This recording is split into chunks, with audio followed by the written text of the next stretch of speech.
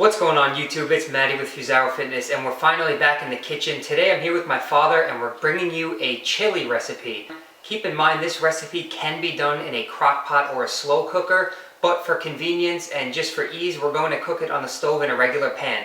So without further ado, we're going to get started. As you can see, this is not going to involve many ingredients. It's going to be a very simple chili that can be made if you're short on time. What we're going to do is start up by cutting up some onion. You can use any onion you prefer, whether it be white, yellow, or red. And we're going to go ahead and set the flame to around medium to high and add the onions in to sweat them out a little bit and let them brown.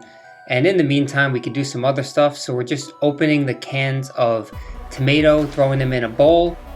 And in a few minutes, when the onions have browned a little bit, we can go ahead and add our ground beef, or if you prefer to use ground turkey, you could do that as well. It makes a great substitute. So now we're just going to let the onions cook in with the meat a little bit.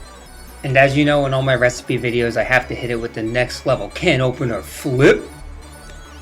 Part of the recipe is to check if everyone's miring, so we got to check that real quick.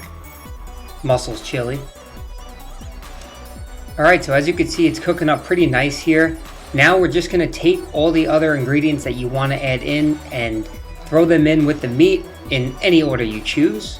So we're going to start by putting the tomatoes in first and mixing that around a little bit.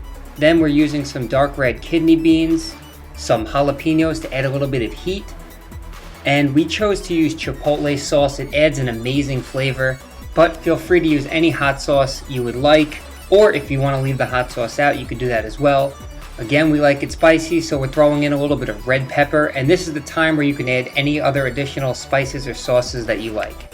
When the ingredients are in, we're going to transfer it over to a low heat and let it sit for about an hour with the lid off a little bit to let some of the steam out so it doesn't get too watery. And boom, that's it. Alright, so now that the recipe is all done and we're all cooked up, just to give you an idea of the serving size, what we used was a package of ground beef like this. This here is about 3.5 pounds.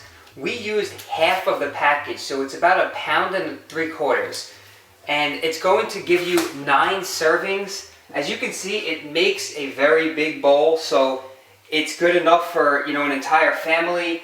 And each serving is going to be 1 cup size, so it's going to be about this big, or if you measure it on a scale, around 16 ounces. And the macros for this per serving are going to be right around 250 calories, and you're going to get around 6 to 7 grams of fat, 20 grams of carbohydrates, and right around 22 grams of protein. Again, you saw we added some hot sauce and red pepper. We like to have it a little bit more spicy. You could choose to leave that out if you like, or you can add some other spices. It's extremely customizable. Just do it however you like it. After you take your serving and it's in your bowl, if you like, you can also throw some cheddar cheese on there and have that melt on top. That's also a good addition to the recipe. And again, play around with the recipe and let us know what you think. Leave a comment down below and tell me your chili recipe and I'd be happy to try something out. And that's pretty much it. Thanks again for all the support, and as always, don't forget to like the video and subscribe to the channel. And as always, the links to Facebook, Twitter, and Instagram are in the description box below. Do it for me, for us.